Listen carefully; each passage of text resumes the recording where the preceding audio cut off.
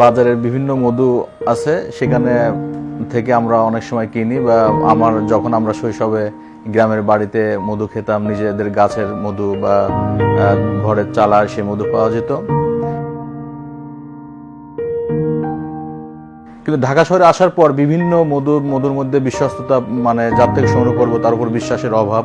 কিন্তু যখন হলো এই নিরাপদ খাদ্যের মধুর সাথে পরিচয় হলো, তখন অন্যরকম একটা বিশ্বাস কাজ করে। কারণ মনে হয় যে শৈশবে যে গাছের মধু খেতাম, বাড়ির আঙিনায় ঘরের সাথে হতো, চালে হতো, সেখানকার মধু আর এই মধুর মধ্যে আমি কোনো পার্থক্য খুঁজে পাই না, একবার নেশার আর কি। আমরা প্রকৃতির যে নির্যাস, সেটা মনে হয় যে নিরাপদ খাদ্যের এই মধুটার মধ্যে আছে।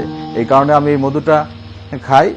আমার পছন্দ নিরাপদ খাদ্যের মধু, আমি এটা নিজে খাই, এখান থেকে সংগ্রহ করি। আপনারা নিজে যদি খাইতে চান এখান থেকে সংগ্রহ করতে পারেন।